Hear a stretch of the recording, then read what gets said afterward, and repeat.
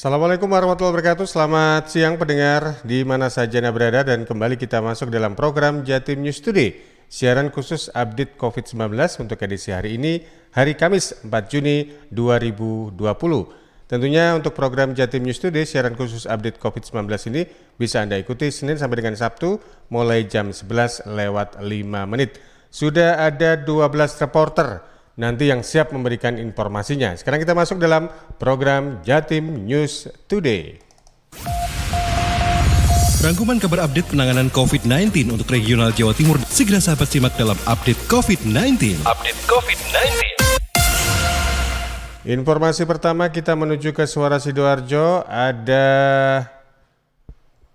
Billy Patopoy, gugus tugas COVID-19 Kabupaten Sidoarjo lakukan rapid test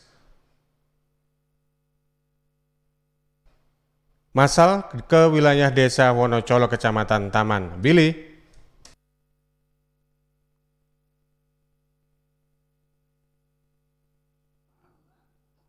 Sahabat pendengar Jawa Timur, dalam kurun waktu 2 minggu ini, dari data Dinas Kesehatan Kabupaten Sidoarjo terdapat 23 warga di Desa Wonocolo, Kecamatan Taman yang dinyatakan positif COVID-19.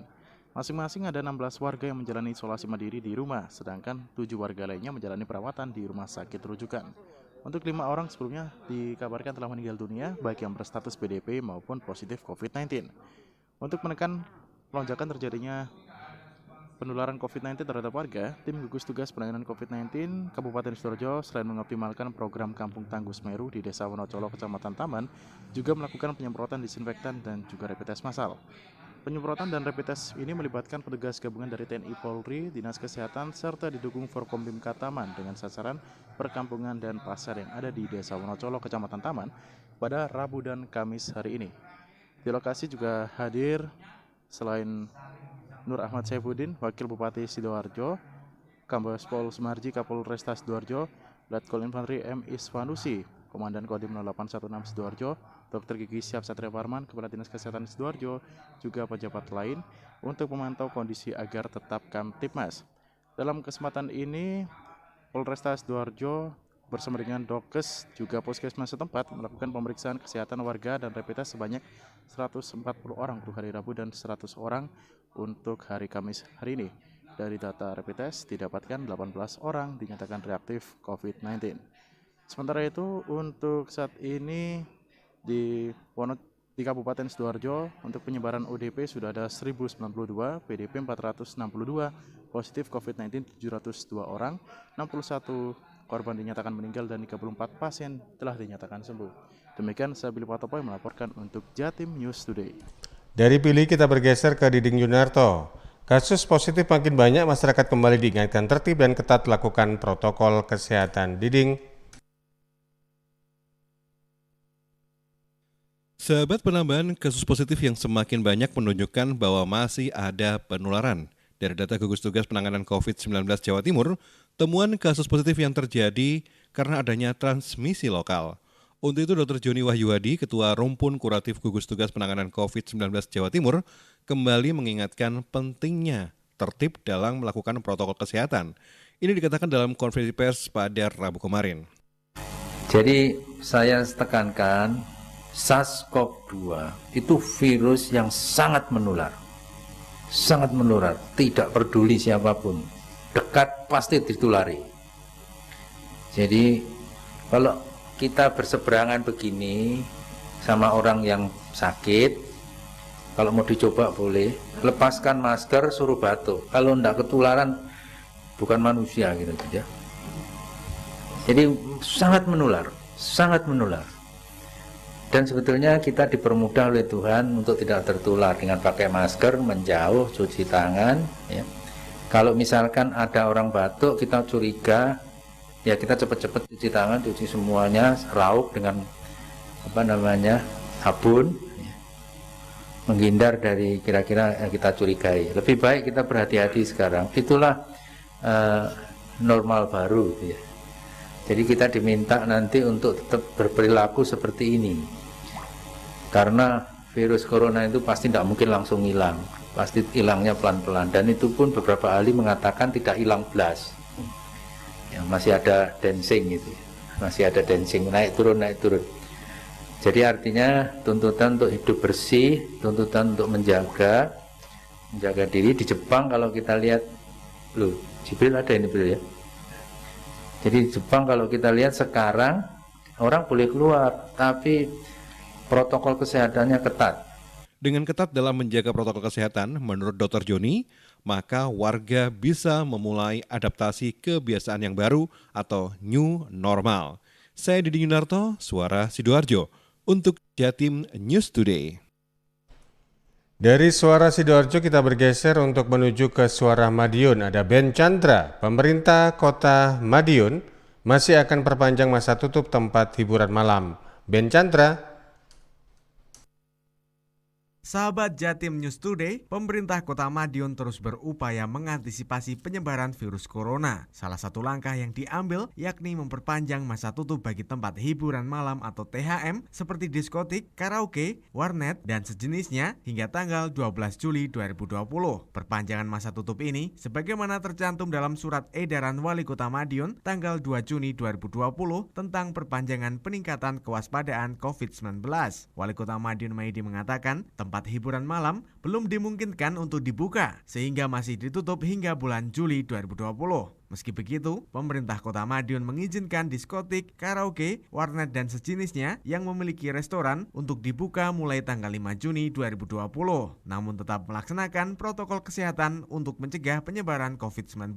Menurut wali kota, tempat hiburan malam memiliki resiko besar untuk menjadi perantara penyebaran virus corona. Wali kota juga menegaskan kepada pengusaha tempat hiburan malam agar mematuhi aturan meski sudah diperbolehkan tetap wajib mematuhi protokol kesehatan. Sebagai informasi sahabat, data dari dashboard.madiunkota.go.id, persebaran COVID-19 di kota Madiun pertanggal 3 Juni sebanyak 1.352 orang dengan resiko, dengan rincian 1.198 selesai pemantauan, 121 orang tanpa gejala, 102 selesai pemantauan, 69 orang dalam pemantauan, 67 orang selesai pemantauan dan sembuh, 2 orang pasien dinyatakan pengawasan, dan 3 orang dinyatakan positif COVID-19.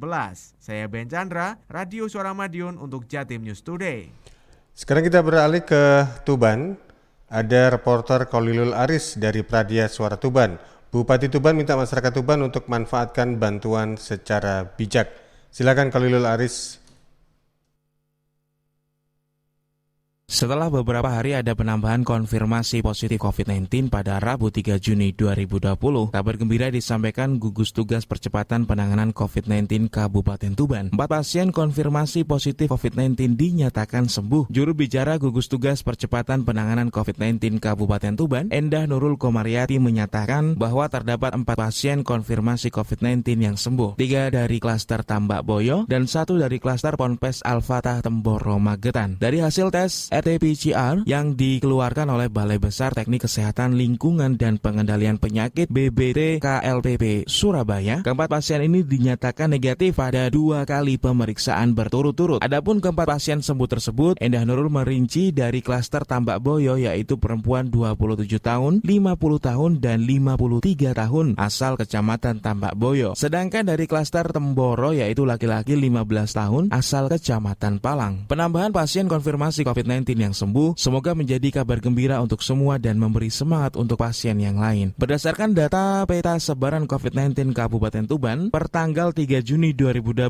hingga pukul 18.00 waktu Indonesia Barat, jumlah kumulatif ODP sebanyak 634 orang dengan keterangan sebanyak 521 orang selesai pemantauan dan 113 orang masih dalam pemantauan. Selain itu untuk pasien dalam pengawasan PDP berjumlah 65 orang. Dari jumlah tersebut tercatat 29 orang sembuh, 16 orang meninggal dunia dan sisanya masih dalam pengawasan sebanyak 20 orang. Sedangkan untuk orang yang terkonfirmasi positif COVID-19 sejumlah 51 orang, terdiri dari 8 orang sembuh, 3 orang meninggal dunia dan 40 orang dalam perawatan atau isolasi. Kolilul Aris, Pradia Suara Tuban.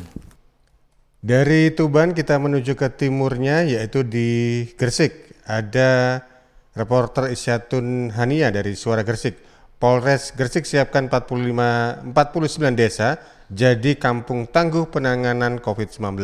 Isyatun.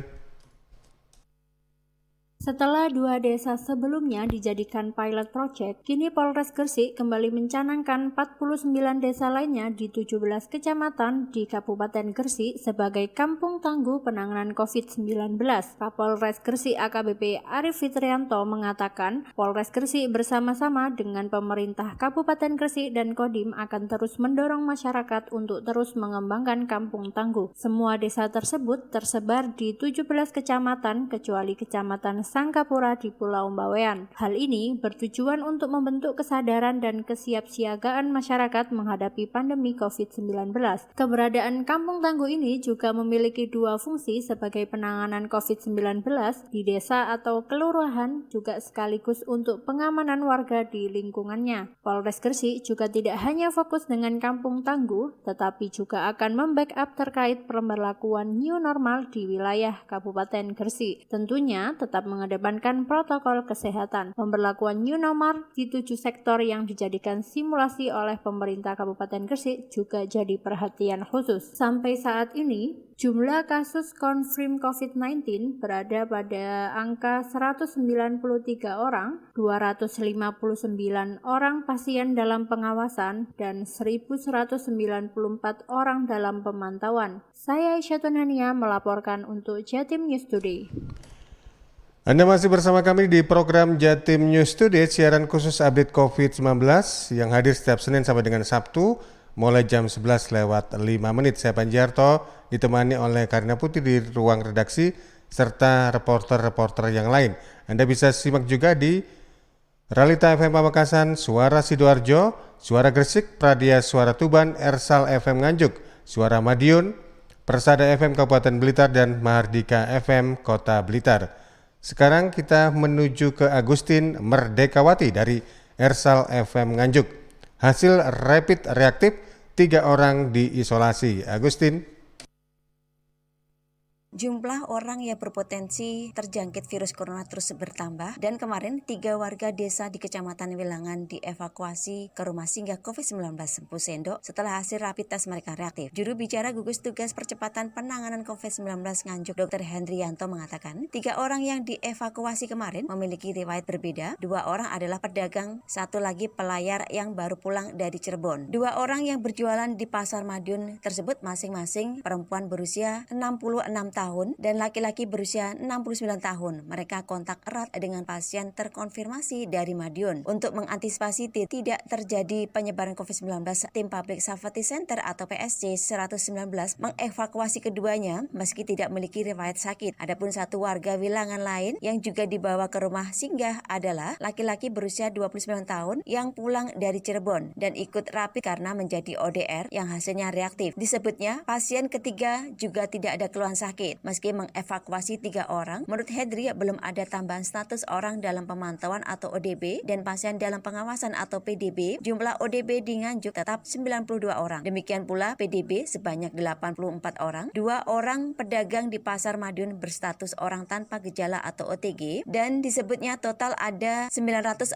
OTG. Adapun 1 pria lainnya tetap berstatus ODR. Total ada 40.479 ODR hingga kemarin. Untuk warga yang sebelumnya aktif berjualan di Pasar Madiun jalani isolasi mandiri di rumah. Sementara, meski jumlah orang yang berpotensi tertular corona terus bertambah, jumlah pasien yang berhasil lepas dari jerat COVID-19 atau sembuh juga bertambah. Dan kemarin ada 2 pasien yang dinyatakan sembuh telah 2 kali swab negatif. 2 pasien asal kota Nganjuk dan Baron bisa pulang. Untuk 2 orang yang sembuh adalah pasien terkonfirmasi ke-10 klaster rekreasi asal kota Nganjuk dan pasien terkonfirmasi ke-13 asal Baron yang merupakan klaster Temboro. Dengan kesembuhan pasien ke-10 kemarin, untuk semua pasien corona dari klaster air terjun Serambang Ngawi semuanya sudah sembuh. Dengan penambahan 2 orang yang sembuh, total ada 18 pasien yang sembuh. Untuk 13 pasien masih dirawat dan 1 lainnya meninggal. Dari Agustin Merdekawati, Suara Anjuk Ladi. Baik sahabat, sekarang kita menuju ke sahabat-sahabat dari Persada FM Kabupaten Blitar. Ada Risma Erina. DPRD Kabupaten Blitar berharap penerapan new normal tatanan baru segera diberlakukan. Risma. Wakil Ketua DPRD Kabupaten Blitar, Muji, berharap penerapan new normal segera diberlakukan di Kabupaten Blitar, karena new normal juga menjadi harapan semua lapisan masyarakat. di mana masyarakat menginginkan suasana new normal dalam kehidupan kembali pulih. Muji menuturkan, dengan diterapkannya new normal, maka masyarakat bisa kembali menjalankan aktivitasnya dengan normal, baik bekerja maupun bersosialisasi dengan masyarakat. Namun jika tetap seperti ini, maka akan merugikan semua pihak baik Pemda, Pemprov maupun pemerintah pusat, karena menjadi beban bagi anggaran. Masyarakat juga akan menanggung beban ekonomi yang sangat berat. Muji menambahkan untuk kembali normal, maka protokol kesehatan seperti memakai masker, jaga jarak dan lain-lain harus dilakukan sampai virus corona benar-benar tidak ada, sehingga tatanan kehidupan baru bisa berjalan dengan baik. Saya Risma Erina, LPPL Radio Persada FM, melaporkan untuk Jatim News Today. Dari Risma Erina bergeser ke Ari Kusuma. Soal pembukaan tempat ibadah, Kemenak Kabupaten Blitar masih tunggu Juknis Pusat. Ari. Mengenai pembukaan tempat ibadah di Kabupaten Blitar seperti masjid, gereja, vihara, pura, dan lainnya masih menunggu petunjuk teknis dari pusat. Mengingat dalam waktu dekat, pemerintah segera memberlakukan kenormalan baru atau new normal dengan membuka kembali seluruh sektor agar dampak corona segera pulih. Humas Kementerian Agama Kabupaten Blitar Jamil Masyadi mengatakan, pemberlakuan itu mengacu pada Surat Edaran Menteri Agama Nomor 15 Tahun 2020 tentang panduan penyelenggaraan kegiatan keagamaan di rumah ibadah. Namun, penerapannya harus memprioritaskan protokol kesehatan COVID-19 agar nantinya dapat dipastikan penularan penyakit corona di rumah ibadah tidak terjadi, sehingga ketika masyarakat melakukan ibadah terasa nyaman dan aman. Beberapa waktu yang lalu pemerintah dengan undang-undang nomor berapa itu menetapkan kita berada di bawah kondisi darurat bencana non-alam, sehingga beberapa aktivitas, baik itu aktivitas pemerintah, aktivitas masyarakat harus menyesuaikan dengan undang-undang kedaruratan tersebut. Jamil menambahkan, segala upaya yang dilakukan pemerintah guna melindungi masyarakat dari persebaran wabah corona. Diharapkan juga warga tidak berpikiran negatif, melainkan ikut mendukung memutus badai COVID-19. Ari Kusuma, LPPL Radio Persada FM Blitar. Dari Kabupaten Blitar kita menuju ke Pulau Garamadura, tepatnya di Bumi Gerban Salam, Pamekasan. Ada dua reporter yang sudah siap di sana ya. Ada Kolik dan juga ada Ocha Kalista. Kita ke Kolik Maulidi terlebih dahulu. Satpol PP Kabupaten Pamekasan minta masyarakat pengunjung pasar tradisional patuhi protokol COVID-19. Kolik silakan. Satuan Polisi Pamong Praja atau Satpol PP Kabupaten Pamekasan meminta kepada seluruh lapisan masyarakat agar mematuhi ketentuan protokol kesehatan demi mencegah bertambahnya masyarakat terpapar COVID-19. Kepala Bidang Penertiban Umum atau Kabitibum Satpol PP Kabupaten Pamekasan Nur Hidayati mengatakan, seluruh lapisan masyarakat agar patuh dan mengikuti ketentuan protokol kesehatan. Utamanya masyarakat yang hendak pergi ke pasar untuk lebih sadar akan bahaya penyebaran pandemi COVID-19 karena di lingkungan pasar masih ramai orang berinteraksi. Menurut Nur Hidayati, jika seluruh masyarakat sudah melakukan social distancing atau jaga jarak, physical distancing, mengikuti aturan tim medis dengan selalu memakai masker, baik penjual dan pembeli, serta rajin mencuci tangan memakai sabun, menggunakan air yang mengalir. Lapisan warga masyarakat, utamanya yang akan berkunjung ke pasar, kami minta kesadarannya untuk tetap memperhatikan ketentuan protokol yang kita lakukan dengan cara, satu, selalu memakai masker secara benar, baik penjual dan pembeli. Kedua, selalu cuci tangan dengan pakai sabun dan air yang mengalir. Yang ketiga, tetap berupaya jaga jarak dan menghindari tempat berkumpulnya banyak orang. Nur Hidayati berharap, seiring waktu semakin bertambahnya jumlah orang terpapar positif COVID-19, semoga lebih menyadarkan pola pikir dan pemahaman masyarakat, khususnya Kabupaten Pamekasan, sehingga dapat tercipta lingkungan kondusif dan pandemi ini dapat segera berakhir. Holik Maulidi, Ralit FM. Berikutnya ada Ocha Kalista. Kasus positif COVID-19 dan PDP di Pamekasan kembali bertambah. Ocha. Sebaran COVID-19 di Kabupaten Pamekasan kembali bertambah per hari Rabu 3 Juni 2020. Satu pasien terkonfirmasi positif COVID-19 dan telah meninggal dunia di Rumah Sakit Siloam Surabaya. Dan ditambah 4 pasien dalam pengawasan PDP, total jumlah COVID-19 menjadi 28 orang dan 69 PDP. Demikian disampaikan Sigit Priyono, tim gugus tugas COVID-19 Kabupaten Bagian Komunikasi. Sigit menerangkan, pasien positif COVID-19 Tuan H 72 tahun asal Beranta Telanakan Sebelumnya dirawat secara mandiri oleh pihak keluarga ke Surabaya dan hasil swab dari Surabaya menunjukkan positif. Selanjutnya, jenazah telah dikuburkan dengan protokol COVID-19 di Kecamatan Telanakan. Sementara itu juga 4 tambahan PDP diantaranya HA 31 tahun dan Aki 54 tahun asal Kecamatan Pamekasan. Saat ini sedang diisolasi di Rumah Sakit Observasi Islamic Center. Kemudian Tuan M 62 tahun asal Pademau dirawat di RSM Nur dan Tuan B 48 tahun asal Desa Peltong Kecamatan Larangan. Pada hari ini dilaporkan ada tambahan positif COVID Tuan H, umur 72 tahun, berasal dari Beranta Kecamatan Telanakan, yang bersangkutan meninggal dunia. Yang positif COVID ini sebelumnya sakit secara mandiri dirawat Rumah Sakit Siloam Surabaya dan meninggal di sana dan dikebumikan di Telanakan dengan protokol COVID yang dilaksanakan tim puskesmas di sana. Sebagai informasi, peta sebaran COVID-19 di Kabupaten Pamekasan per hari ini PDP sebanyak 69 orang, sedangkan dalam pengawasan 44 orang, sembuh 12 orang, dan meninggal dunia 13 orang. Sedangkan pasien positif COVID-19 sebanyak 28 orang. 10 orang dinyatakan sembuh, 13 orang sedang dirawat, dan 5 orang telah meninggal dunia. Demikian saya Ocha Kalista di Jatim News Today. Dari Realita FM Pamekasan menuju ke Mahardika FM Kota Blitar, ada Afik Rahardian. Limbah infeksius meningkat selama wabah corona. Dinas Lingkungan Hidup Kota Blitar siapkan ratusan drop box. Afik. Sobat Dinas Lingkungan Hidup DLH Kota Blitar telah menyiapkan sebanyak 150 unit drop box untuk membuang sampah limbah infeksius masyarakat. Limbah dimaksud berupa masker dan alat medis bekas penanganan penyakit. Ratusan tong sampah ini hasil dari pengadaan DLH atas dampak pandemi COVID-19 dengan anggaran sekitar 112 juta. Ratusan drop box ini akan didistribusikan ke sejumlah tempat layanan kesehatan seperti rumah sakit, puskesmas, dan klinik kesehatan. Selain itu, drop box juga akan diletakkan di tempat umum seperti perkantoran hingga lingkungan perumahan warga. Setelah limbah infeksius terkumpul di drop box, selanjutnya akan dibawa petugas dan dimusnahkan dengan cara dibakar. Denny Eko Prisanto, Kepala Bidang Penataan dan Pengendalian Lingkungan DLH Kota Blitar kepada tim redaksi Mahardika mengatakan, pengadaan drop box ini sebagai langkah untuk mencegah masyarakat membuang sampah sembarangan, terlebih sampah masker ataupun alat medis, karena dapat menimbulkan penyakit di masyarakat. Ini menindaklanjuti surat edaran Menteri Lingkungan Hidup dan Kehutanan nomor 2 tahun 2020. Jadi dalam SE itu terkait dengan kondisi pandemi COVID-19 ini, kita harus melakukan langkah-langkah penanganan.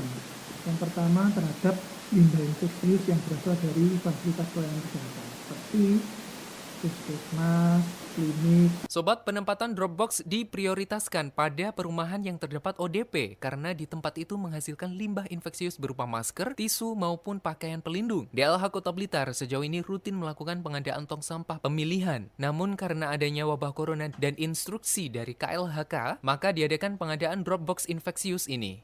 Afik Radian, Mahardika FM. Terakhir bersama reporter Rifano Kusnadi. Kasus OTG di Kota Blitar bertambah 7 orang, merupakan klaster dari pelantikan pengawas dan kepala sekolah SMA SMK di Surabaya. Rifano.